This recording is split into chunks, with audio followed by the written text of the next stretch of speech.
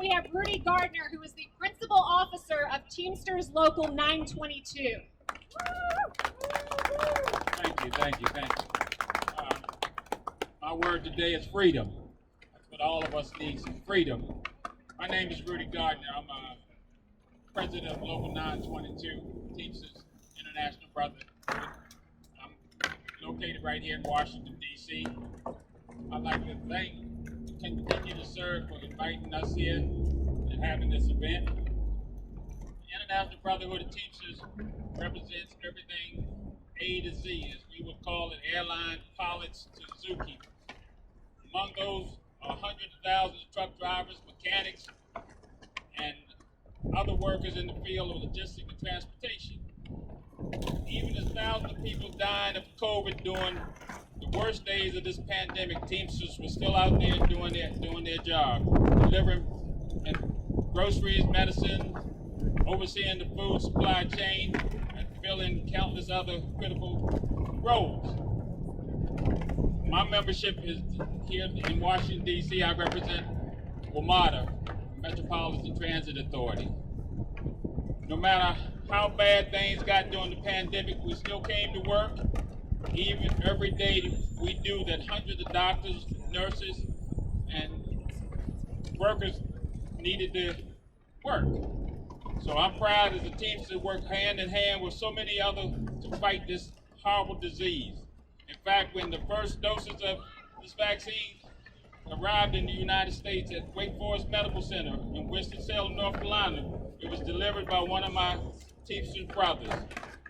Our union lost a lot of people during this virus for the past 2 years. As a country, we had to learn in the worst way possible how dangerous it is when safety on the job isn't taken seriously. I'd like to bring this up because I want to make it loud and clear here today that these convoys, whether it was the one in Canada or the one that's up in Hagerstown or the one coming here today, do not represent us.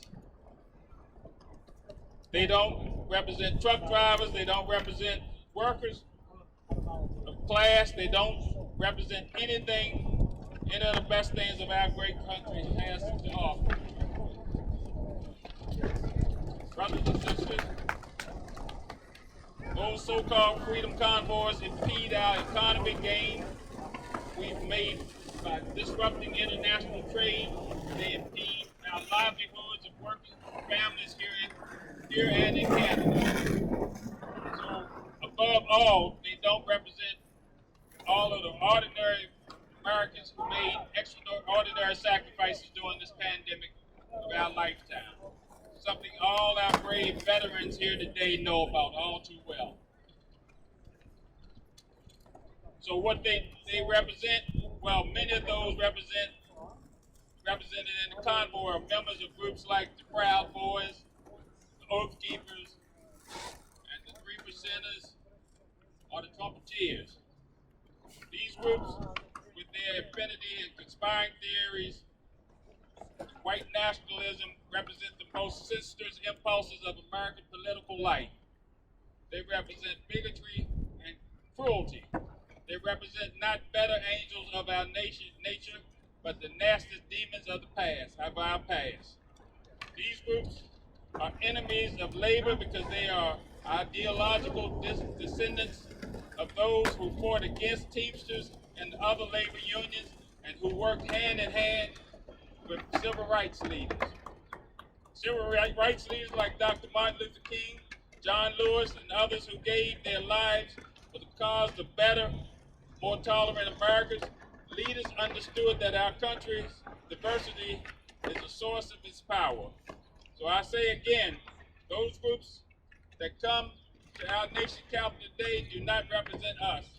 Thank you.